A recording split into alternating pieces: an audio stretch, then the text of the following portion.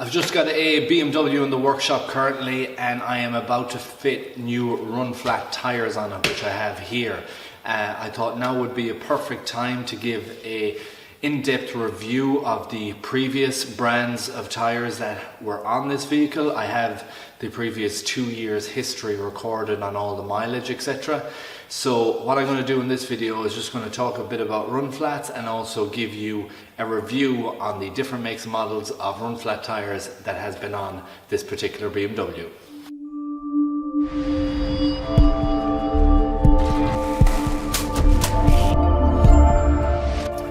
And just before I get started with this video, I want to say I'm not affiliated with any brands that's in this video whatsoever. This will be a completely honest review based off mileage that's recorded, prices that they retail for in my workshop here, and genuine history on what they've done. So what I'm going to do first of all is talk about the tyres that has been on this vehicle before and the mileage return that they got. Also the feedback in regards to noise, comfort and grip that was felt with them tyres. So I'm going to take the camera off the tripod now and just give you a close-up look of what's on this and what's going onto it right now. What's on it now is a budget range, which is the SSC5s. They're Go Wind, and they are, I think, the exact same as Auto Greens. They have the same tread pattern and they have the same model number SSC5 as some of the Auto Green range has, Super Sport Chaser. Price point on these are 85 quid each, and they done 15,000 miles. Now the reason these were picked was because the Hankooks were the very first ones that ever went onto it, and they're a K115 run flat, and they barely scraped 10,000 miles, which is 16,000 kilometers, and they had to be taken off.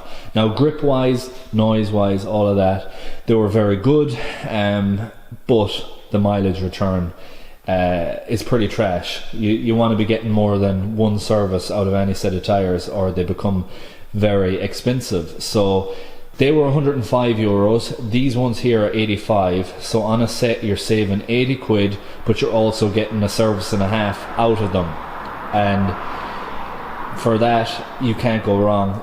This here is completely worn out, so they should have been changed a little bit earlier, but still they done, we'll say 14,500 miles before they needed to be replaced.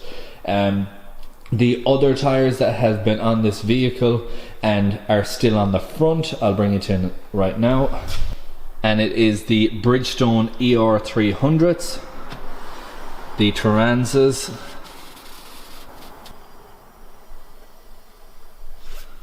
and that's how you know in these particular ones that they're run flats. So they have a nice thread pattern, and these ones have done very, very well.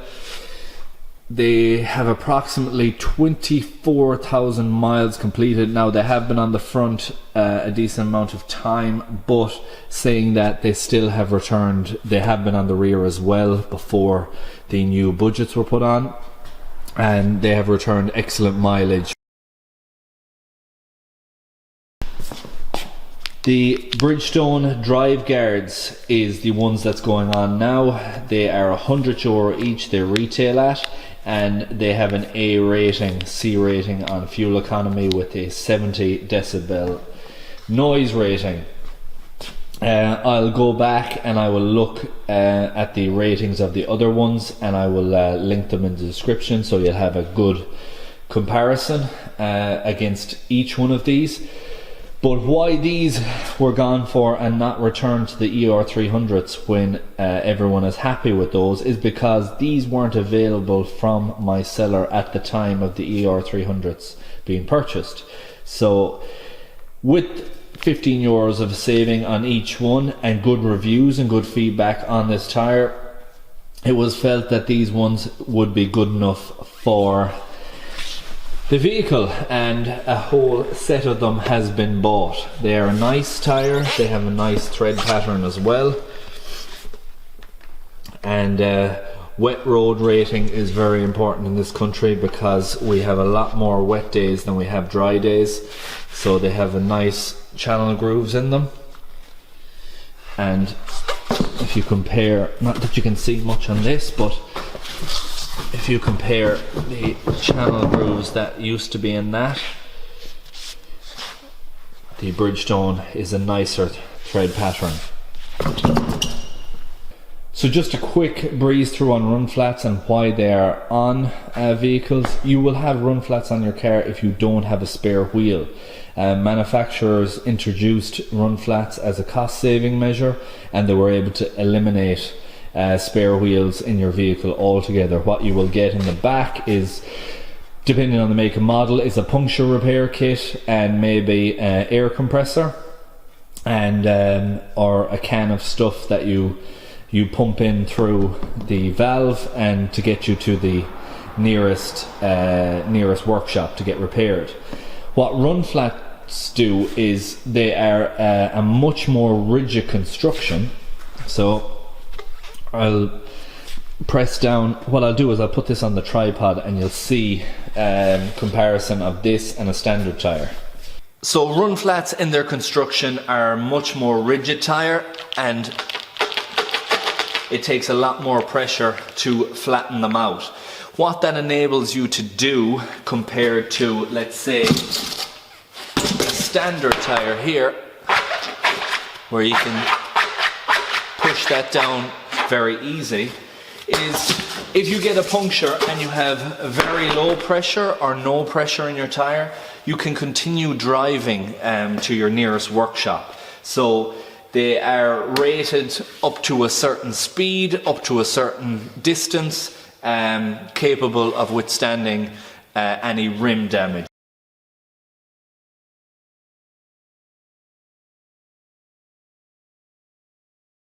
So a common question I get asked is, what is the downside to having run flats, and why or how would I go about taking them off? So if a customer wants to resort back to a 205/55/16 in a non-run flat tyre, they will have a wider variety to choose from, but also the price point is going to be much cheaper. The fact that run flat tyres are made from a different construction, they are more expensive. And for example, this one is €100 here, and a comparable tyre in a standard is 70 to 75 when you're talking about mileage, A rating and grip. So the only reason you would want to take it off is if you've decided you're going to carry a spare in your boot. Because if you weren't, it would be foolish to take off the run flats and continue driving, unless you're happy with getting stuck on the side of the road if you get a puncture, especially if you get a little pinhole in the sidewall that can't be repaired. You won't be able to continue to drive with that, and you're just going to be stuck. Whereas the run flats, you'll be able to keep driving and there won't be any issue there. Now, on a BMW 3 Series, which this comes off, it's very difficult to carry a spare because the boot space is so limited anyways. They haven't allowed any room in the bottom of the boot well where you could put in a spare. They have just flattened that out, and that means that you're kind of stuck unless you decide that you're not going to be carrying anything in your vehicle that is substantial. The downsides to run flats, besides the price, which is the most common complaint of a run flat, is that they're expensive, would be let's say noisier. Even though 70 decibel here, you hear a lot of people complaining that run flats are noisier, then that they are heavier. To be honest, you're not going to feel much of a difference on your vehicle with these. Yes, they are heavier, but you're not going to notice the difference in fuel economy compared to them. The last thing about them is comfort. Now, comfort is something that people speak of a lot, and I can understand that. A more rigid tyre, no more than a more rigid shock, should transfer through and give you a harsher ride. I can only speak through experience on this and feedback I have received on the tyres that we have sold. There hasn't been a massive difference. I have a 318 Beamer coming here, I have a 320, I also have dealt with a E92 Touring, and two of them vehicles have switched back and over in the standard. The Touring was able to carry a spare easily, and the 318 decided to go down the spare route and save money on the tyres overall. But the feedback I got from that, and also my experience of driving them, there wasn't a whole pile of difference in when it comes to comfort on the BMW ranges that I've been selling run flats on. So the Hankook was good, also the Bridgestones were very good. There was only two of the budget ones bought, but there was no noticeable difference even as they got older. The most common complaint with budget tyres is as they get older, they can get noisier, the tyres can get a bit choppy, and you can hear an increase in the noise, and you feel a more stiffer ride. But that didn't happen with any of the makes that I spoke of, and all the way to the minimum level, they were fine. So just a couple of things that I forgot to mention earlier, where these tyres are manufactured. So the Driveguards that are going on now are made in Hungary. The budget range SSC5s that I took off were made in China. The Bridgestone Er 300s, they were manufactured in Poland. And the Hankook ones I am unsure of. I'll try and look up that information and see if I can find it out. But lastly is the rim protection on these. When you look at them down here, it looks like there's no rim protection at all. When I first got them, I thought, wow, they don't really have anything except this extra ridge here, which I assumed is probably to take it up. This is what I usually see in the tyre, which is a deep well all the way around to give it that rim protection. So I just decided, when I have it pumped up, which I have now and fitted, I get straight edge and I'd run it across and see exactly how much clearance it has. And it has more clearance than the previous deep well one that was in it, which I have on the floor here. So if you look at that, I don't know how clearly you can see it, but there is a bit more of a gap in this one. So time will tell if it's a better protection than the other one, but looking at it on face value, it looked like it didn't have any rim protection, but when you put a straight edge right across it, it looks like it has a little bit more. So time will tell if this is a better setup than the other one. Personally, I think the other one looks nicer because the rim just sits into it flusher and the rim edge looks to be sticking out here. But if it does the job that it's meant to, at the end of the day, that's all you need. If you see what I mean there, that's a flush type finish, which is quite nicer, but that's just personal preference. Whereas if one does the job better than the other, that's all really what you need. So that is it for this video, guys. I hope you enjoyed this review. I hope you found it useful.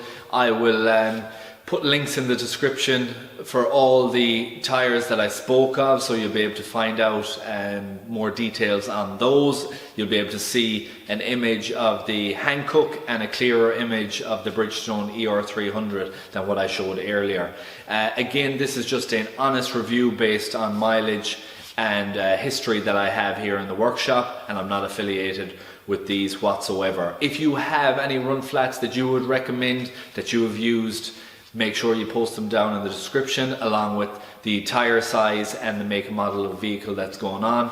All this information is good information for anyone that's looking to purchase. And that is it, guys. Thank you so much for watching. Please like, share, comment and subscribe. Hit that notification bell if you haven't already, and I hope to see you in the next one. Thanks for watching.